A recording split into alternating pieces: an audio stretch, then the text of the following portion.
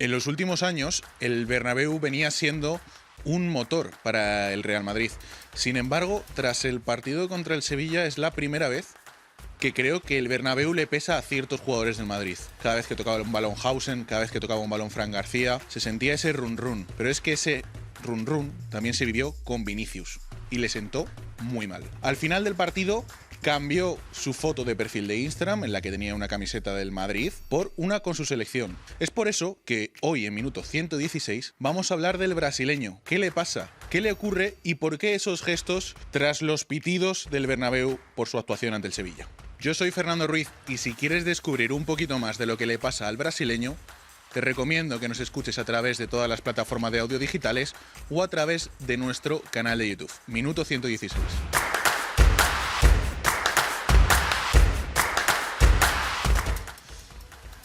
Y tras el partido frente al Sevilla, pues ocurrió eso que os he contado con Vinicius, ese cambio en sus redes sociales que sorprendió a bastante gente. Y para analizarlo, pues me he traído a un experto en redes sociales.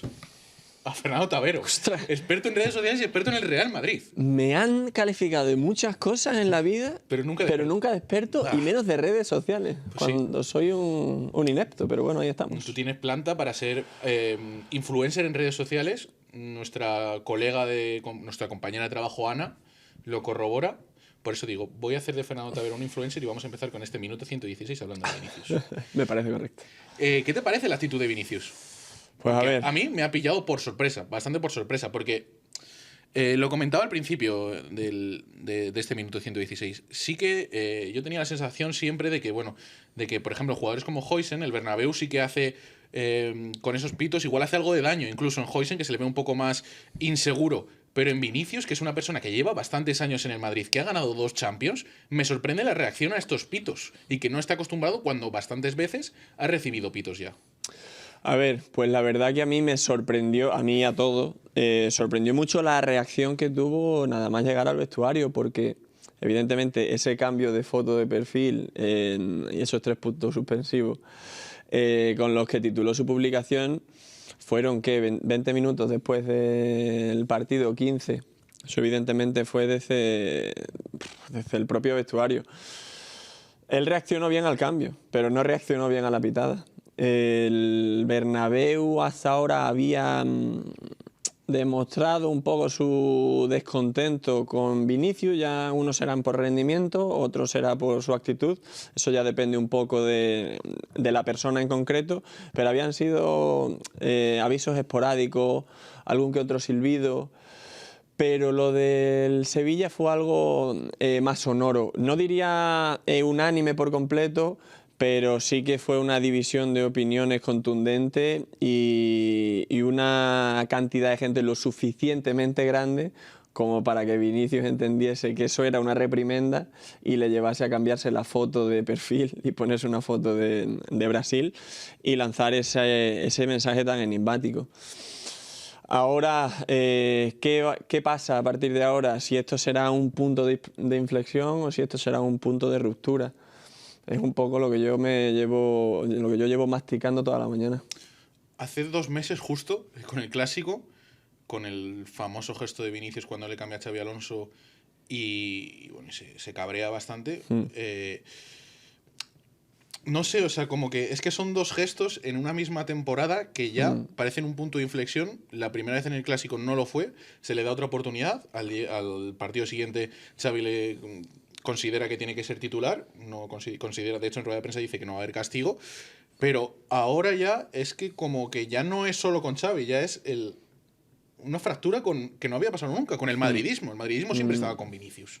Sí, la pitada, al menos la parte de la grada que pitó, y al final yo creo que el Bernabéu refleja un poco también el sentir de todo el madridismo, que hay ahora una clara división de opiniones respecto a Vinicius. Fue un poco la sensación de que el Bernabéu le ha tomado la matrícula a Vinicius y se lo quiso dejar claro. Y la reacción de Vinicius a posteriori me pareció una especie de reto también al aficionado, ¿no? A ver qué ocurre durante todo este tiempo sin fútbol, durante todas estas vacaciones. Sí hay alguna explicación más de Vinicius, cosa que dudo, pero sí que me dio la sensación de que es es Vinicius retando un poco al aficionado, ¿no? El hecho de que se quitase la camiseta del Real Madrid y que esa reacción viniese por la pitada y no por el cambio, porque eso, un poco a colación de lo que comentabas, ¿no? De lo que ocurrió en el Clásico. Con Xabi Alonso ese asunto sí que creo que ha quedado zanjado. Vini, cuando vio el 7 en la tablilla, puso un gesto serio, pero se puso a caminar con la frustración de quien sabe que no ha hecho un gran partido, porque es la realidad, ¿no? El partido de Vinicius fue bastante transparente, sí. y uno más dentro de los muchos que está enlazando, que ya son más de 1000 minutos sin ver portería, un futbolista que es todavía, o que ha sido hasta hace muy poco, el de Best vigente, ¿no? Sí. Entonces, eso él era consciente, pero él le cambia un poco el rictus cuando empieza a escuchar esos silbidos. A Xabi Alonso le da un abrazo y yo ese abrazo me lo creo. Yo entiendo que entre ellos ahora esas rencillas están enterradas, pero este problema me parece mucho más grave porque en el Real Madrid los silbidos de la grada importan mucho, tanto si van para el entrenador, como si van para el equipo, como si van para una estrella. Entonces ahora hay que ver un poco cuál es la reacción que hay después de todo esto. Vinicius cuenta con el respaldo total del club, lo ha contado hasta ahora. José Félix lo ha dejado claro. Y esa es la realidad. Y ahora, sea esa o no la realidad, yo creo que van a ser unas navidades como mínimo tensas, con todo lo que sobrevuela con Vinicius y su renovación como lo mejor que le puede pasar es que no se hable de él y que todo quede en una anécdota. Pero precisamente por eso, si después de la pitada él no hace nada en redes sociales, como que el tema con este parón se hubiese, bajo mi punto de vista, yo creo que se hubiese solucionado bastante antes y no nos hubiésemos metido en este revuelo en el que estamos ahora por una reacción, a mi parecer, y a lo mejor sonó duro, pero bastante infantil.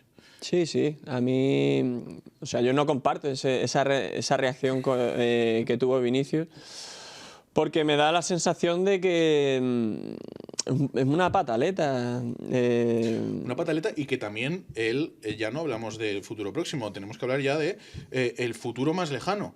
¿Puede afectar esto a su renovación?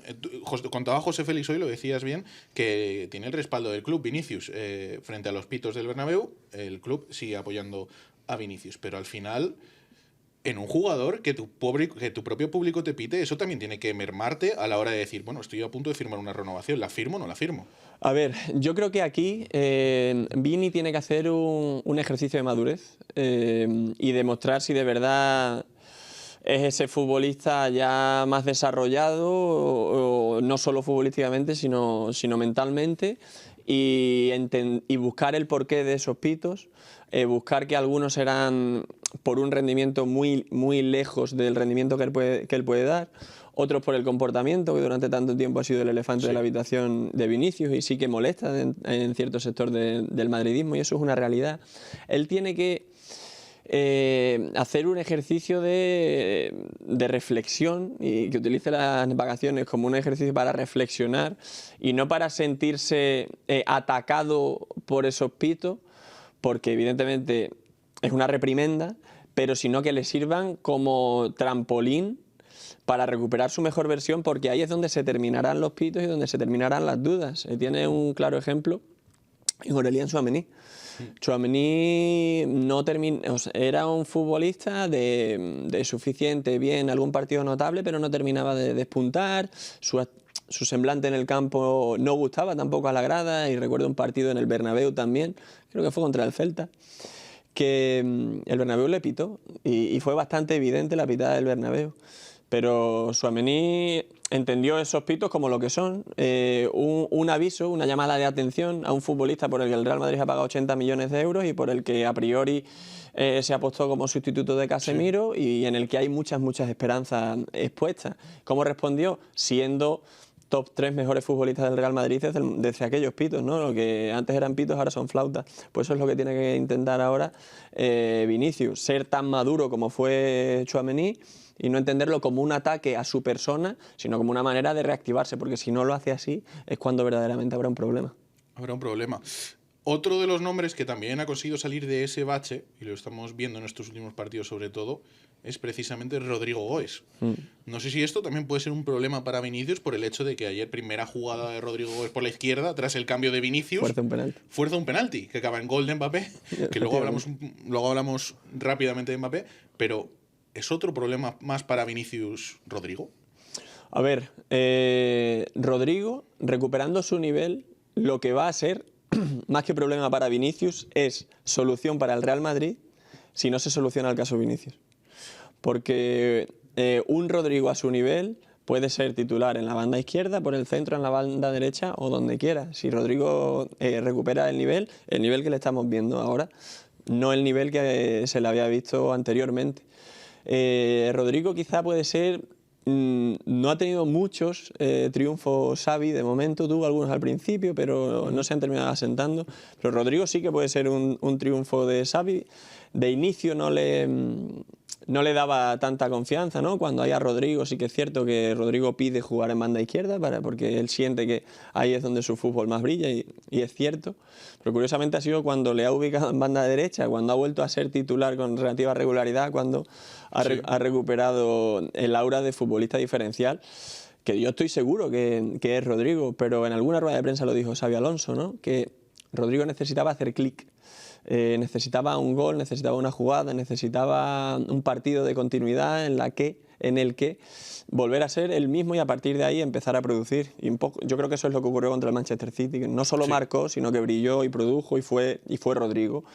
Rodrigo es uno de los mejores futbolistas del mundo cuando está en el mood que está ahora mismo. Y eso yo creo que también es importante, la labor de Xabi Alonso y la labor que tuvo también Ancelotti la temporada pasada cuando tuvo esos problemas Rodrigo, que no se sentía al 100%, ya no en lo físico, y Ancelotti pues le entendió, le dio cariño, y Xavi, yo entiendo que esa confianza que ha tenido en Rodrigo también va mucho por lo que él ve en el día a día con Rodrigo en los entrenamientos, porque si no le salía en los partidos, debía de salir en los entrenamientos. No es casualidad que en todas las entrevistas que hacemos a chicos de la cantera que han entrenado con el primer equipo y le preguntas ¿qué futbolista es el que más te sorprendió en un entrenamiento?